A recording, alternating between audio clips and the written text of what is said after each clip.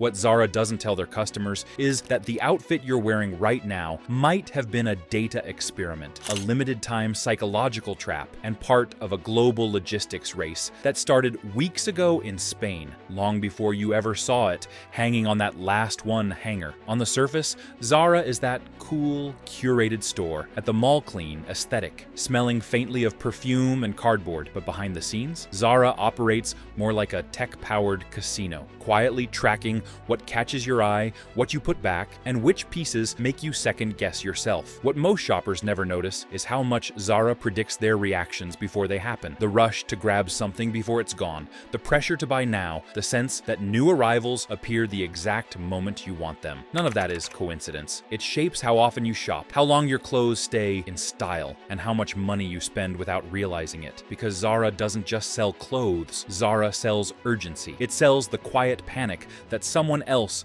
might walk out with the thing you wanted. Today, we're stepping inside that system, the secrets Zara never prints on the tag, how your decisions become their data, why new collection doesn't always mean new, and what all of this means for your wardrobe on the other side. So the next time you walk into Zara thinking, I'll just look, you might realize the store has already planned exactly how you're supposed to feel. The game you walk into. Let's start with something simple. Have you ever noticed that walking into Zara feels confusing? You don't walk into clean aisles of jeans here, tops there, loungewear over there. You walk into a vibe.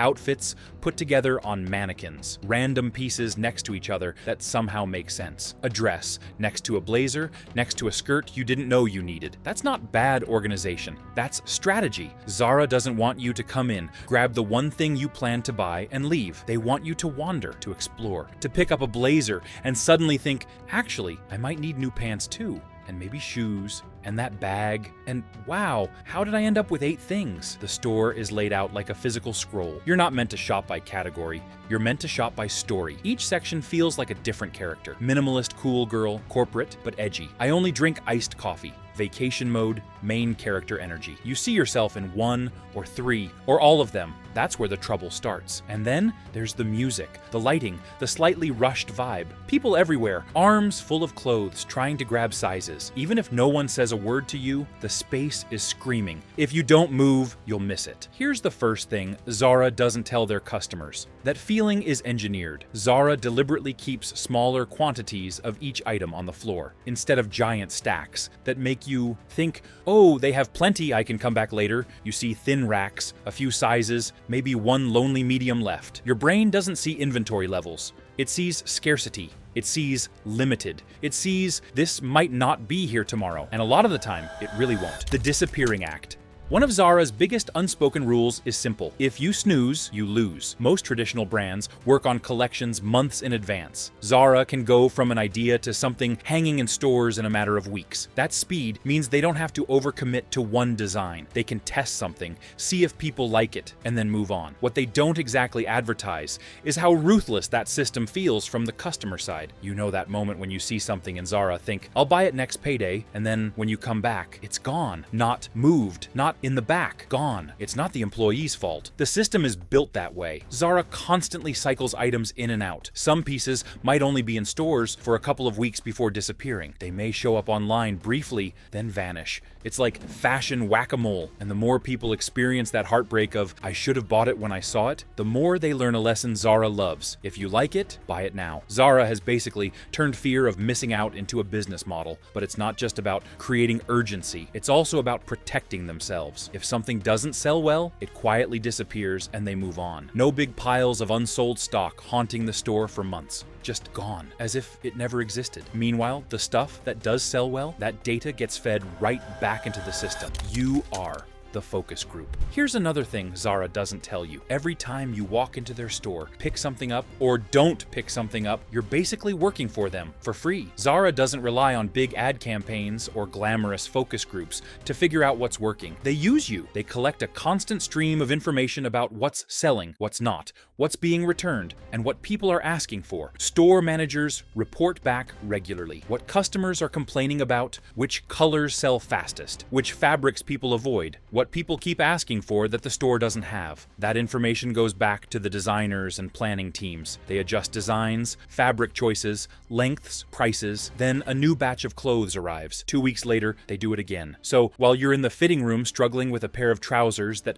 are perfect in the waist, but weirdly short, somewhere in Zara's universe, that frustration is data. From the outside, it looks like Zara is simply on trend. From the inside, Zara is running a live experiment in every store, every single day. Imagine if Netflix could change an episode based on how people reacted to the first 10 minutes. That's basically Zara with fashion. But of course, they don't say that on the label. They don't say, you are now entering a testing environment. Your emotional reactions may be used for future product development. They just keep dropping new stuff, and you keep coming back to see what showed up this week. The silence strategy. Now, here's one of the strangest things about Zara. For a brand this huge, they barely talk. Think about it. How many Zara commercials have you seen on TV? How many giant influencer campaigns? How many times have you seen a massive Zara billboard shouting about a sale? It's rare. Zara spends far less on traditional advertising than many global fashion brands. Instead, their marketing is the store itself, the giant glass windows, the perfect mannequins, the constant flow of newness, the sense that this isn't some discount chain, it's aspirational, cool,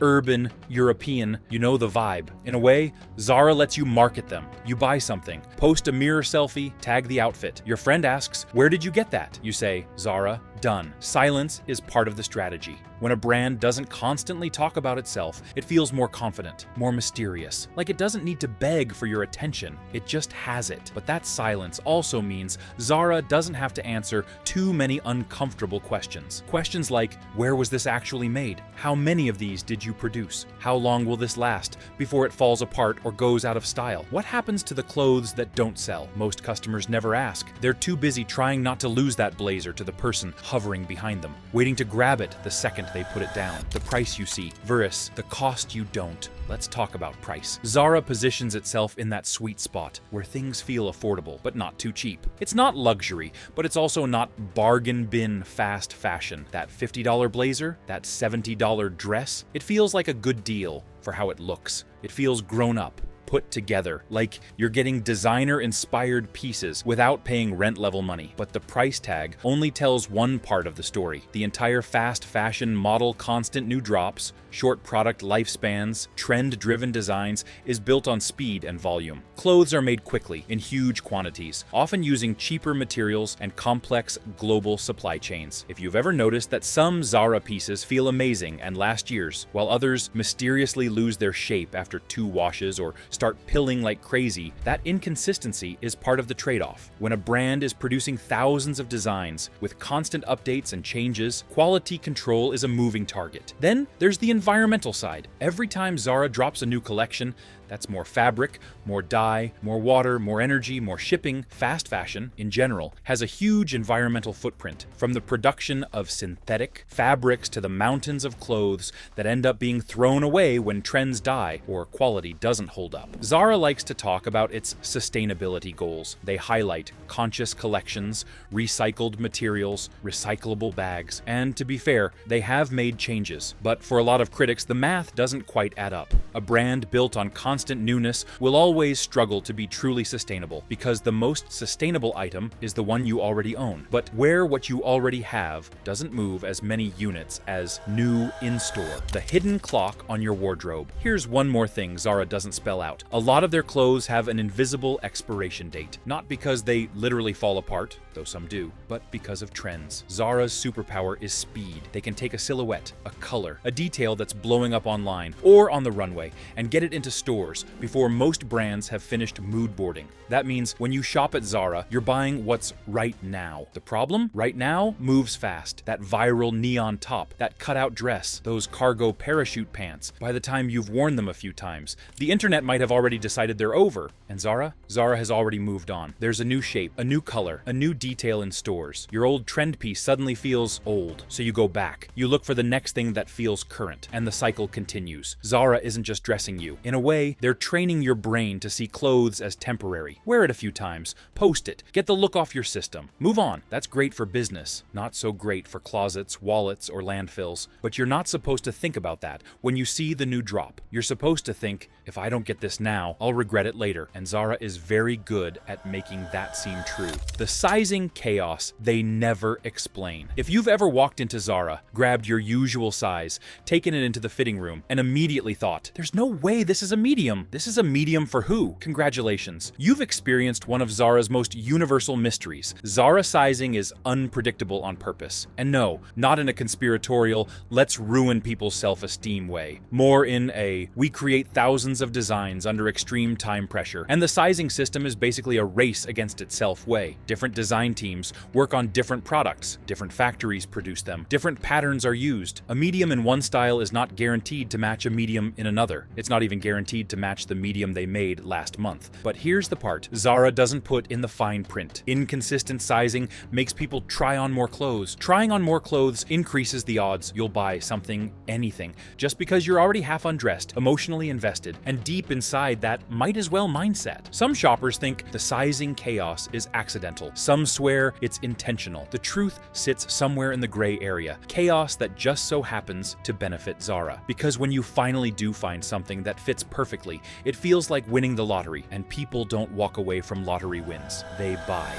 The mirror effect. Let's talk about the fitting room. If the store is a casino, fitting room is the high roller table, and Zara knows exactly how important that moment is. The moment you look at yourself and decide, yes, I need this. There's a long-running online debate about whether Zara's mirrors make you look thinner, taller, smoother, slightly more expensive, or like the lead character in a moody European film. Zara has never confirmed anything like that, but customers swear by it. There are TikToks of people walking in confident, walking out with self-esteem so boosted they practically float home. Whether the mirrors are intentionally flattering or simply lit well enough to trick us, the result is the same. You look at yourself, think, hold on, I look amazing, and suddenly a $59 top becomes destiny. The funny part? The number of people who say they got home, tried the same item on under the harsh light of reality, or worse, office bathroom lighting, and thought, this is not the item I bought. But by then, Zara has already won. The speed behind the scenes. By now you know Zara moves fast, but you might not know how fast. Imagine you're scrolling Instagram and see a celebrity wearing a wild new jacket. Most brands won't react until the next season. Zara has teams watching those trends in real time, analyzing what's blowing up, sketching within hours, making prototypes within days. If the design passes the internal "this will sell" radar, it gets greenlit and shipped to production before the meme cycle even ends. Then comes the superpower. Zara's supply chain is almost unnervingly efficient. Factories close to their Spain headquarters produce the more expensive, trend-sensitive items. Longer distance factories handle basics and higher volume pieces. Everything flows like a conveyor belt. We're talking design to store in weeks, sometimes days. For context, many fashion brands work 6 to 12 months ahead. Zara moves like a Formula One pit crew while everyone else is still on their formation lap. Here's what Zara doesn't say out loud. This speed isn't just about being trendy, it's about beating everyone else to the punch. If Zara gets the look in stores first, you buy it from Zara first. Simple. The labor behind fast. Now we need to step behind the glossy windows for a moment and talk about the part of Zara customers rarely think about, the people who actually make the clothes. Zara has repeatedly said they are committed to improving labor standards, monitoring factories, and ensuring safety, and yes, compared to some other fast fashion giants, Zara does have more oversight systems in place. But speed always comes with pressure, and pressure in manufacturing often lands on the workers, not the executives. There have been public cases where workers left notes inside Zara clothes asking for help because they weren't being paid by subcontractors. There have been investigations into factories in countries like Brazil, Turkey, and India raising concerns about working hours or unsafe conditions. Not every piece of clothing has a scandal behind it, but the truth is simple. Any company producing this much, this fast, across a global factory network is going to face oversight challenges. Zara's official statements always promise improvement, more audits, stricter rules. And sometimes they do step in and correct things, but this is the part they don't put on posters. Fast fashion's demand for speed creates an environment where things can go wrong quickly. When customers walk through the store thinking about the perfect birthday top, the people who made it are often invisible in that moment. Zara doesn't remind you of them. Why would they? It slows down the shopping high. The country confusion. Ever notice that Zara tags rarely say one country? Instead, you get things like made in Morocco, made in Turkey, made in Bangladesh, made in Spain, and sometimes multiple tags inside the same item. The silent truth? Zara uses a massive global network of suppliers. Certain factories specialize in denim, others in knitwear, others in tailored pieces, but one reason the tags seem so random is that Zara moves production constantly. They shift factories depending on demand, price, capacity, or timing. If a trend spikes overnight, they'll reroute production to whichever factory can deliver the fastest. To customers, this looks like normal variation. To insiders, it's a whirlwind. This flexibility is part of Zara's success, but it also means quality can vary wildly from piece to piece. One dress might feel premium, the next feels like it was made out of recycled grocery bags. Same brand, different factory, different week. Zara doesn't hide this, but they also don't explain it. Most customers assume inconsistent quality is just fast fashion. In reality, it's the shadow side of Zara's speed. The returns game. Now let's talk about returns, because Zara recently did something that shocked a lot of customers. They started charging return fees in several countries, including the US and the UK. Before, online returns were free. You ordered a bunch of sizes, tried them on, kept what fit, returned the rest. Easy. Zara quietly changed that. Now, returning something by mail costs money. The part they don't highlight? This move drastically cuts costs for Zara. Shipping returns back, processing them, repackaging them, all of that is expensive, and a huge percentage of returns cannot be resold as new, even if the customer only wore the item for 5 seconds. By charging a return fee, Zara does two things at once. They discourage over-ordering, which reduces returns, which saves the company money, and they nudge customers into returning items in-store instead, because in-store returns are free. But in-store returns have a beautiful little side effect. Once you're inside the store, you shop. A shocking number of people return a $40 top and leave with $80 worth of new collection. Zara never loses. The outlet mystery. Here's something you may not know. Zara actually has outlets. They're called lefties in some countries, and they sell excess Zara stock, older designs, returned pieces, and items Zara doesn't want to discount in its main stores. But Zara barely advertises this. You don't see Zara outlet. Everything must go. Banners splashed across social media. Why? Because Zara wants its brand image to stay pristine, premium, curated. Discount culture doesn't match the aesthetic. They'd rather quietly divert old stock to a different store and pretend Zara never has leftovers. This is the part of the business customers rarely see. Zara's image is built on constant newness. The leftovers go somewhere else. The customer training loop. Here's the biggest secret of all. The thing Zara will never say out loud. They have trained customers to behave in a predictable cycle. Customers learn that items disappear fast, so they visit Zara more frequently. Customers learn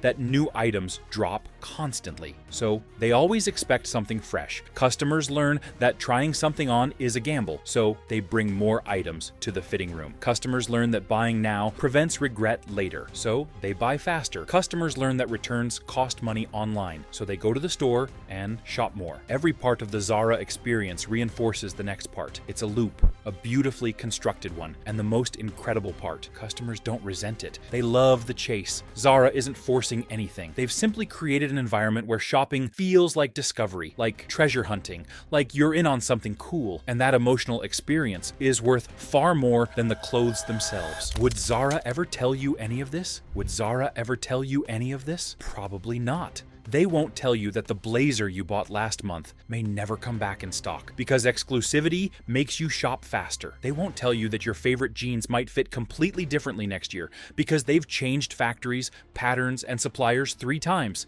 They won't tell you that half the reason the store feels chaotic is because chaos encourages impulse buying. They won't tell you how many items are returned, discarded, recycled, or destroyed behind the scenes. They won't tell you how your return habits shape future designs. They won't tell you why your Instagram feed suddenly looks like a Zara lookbook, even though you've never followed them. And they definitely won't tell you that everything in the store, from the lighting to the layout, to the constant unpredictability, is specifically designed to make you feel something. Not manipulated, not tricked, just emotionally responsive. Because the truth is, Zara isn't just selling fashion. Zara is selling psychology. After everything you've seen in this video, the speed, the tactics, the mysteries, the design strategies, the chaos, one question remains. Is Zara bad, or are they just incredibly good at what they do? The answer depends on who you ask. Fashion lovers say Zara democratizes style. Sustainability experts say Zara accelerates overconsumption. Shoppers say Zara gives them confidence and outfits they couldn't afford elsewhere. Workers' rights groups say Zara's production model is too fast to be fair. Economists say Zara is one of the most innovative companies on the planet. Influencers say Zara is their closet. Minimalists say Zara is their enemy. Everyone is right and everyone is wrong, because Zara isn't one thing. Zara is a system, a machine, a mirror reflecting our own obsession with newness, aesthetics, trends, convenience, and identity. Zara doesn't tell customers the whole story, but customers rarely ask. We like the mystery, we like the feeling, we like the chase, and Zara knows it. And the next time you walk into Zara, you'll know something you didn't know before. You're not just shopping, you're stepping into one of the most sophisticated psychological engines in the retail world. And the question you'll ask yourself isn't, what does Zara have today? It's, what does Zara want me to feel today? Because the clothes change every week, but the strategy, that never does. And if this video opened your eyes to the hidden world behind those perfectly folded Zara tops, don't just keep it to yourself. Your friends deserve to know what they're really walking into, so share this with them. If you want more deep dives into the secrets, your favorite brands hope you never learn, hit subscribe, turn on notifications, and drop a comment telling us which store you want exposed next.